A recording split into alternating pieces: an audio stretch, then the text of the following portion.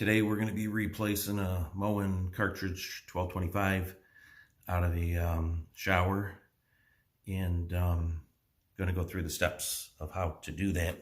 One of the first things is got to take off the snob here, so pop the cap off with the flathead screwdriver, get into the Phillips screw, loosen that up, and it can come off of the cartridge. You pull that apart, and then I took this shield off here.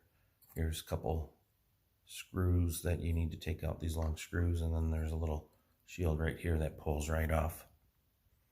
And then after you get that, you can remove this little retaining clip for the cartridge.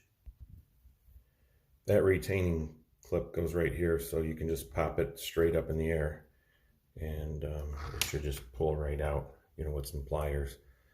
And once you get that out, this is where the cartridge is resting inside of there.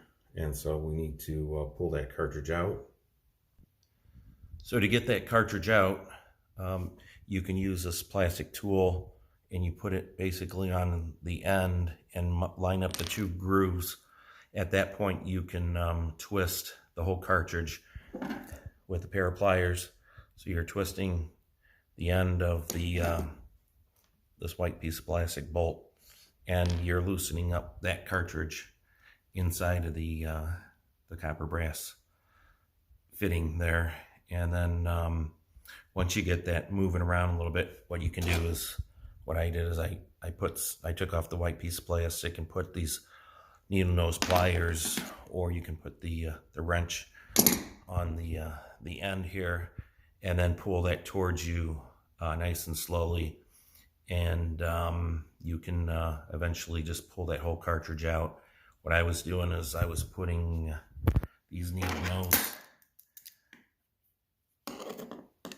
ends kind of over the metal and touching the grooves on the plastic and turning it back and forth and pulling it in and out, and then eventually came out. And so once that came out, and I've got my new cartridge here, this little washer came off of the stem right here of the old one, so I'll put that one back on, and then I'm going to insert that cartridge back into the chamber, and then reverse the process of putting all that back together. But overall, this is probably like a 30-minute job, 20 to 30 minutes, if you have the right tools. Oh, and lastly, always put this silicone grease on these O-rings that are around this whole cartridge. It just makes it go in a lot easier, protects it, and keeps it lasting a lot longer. Thanks.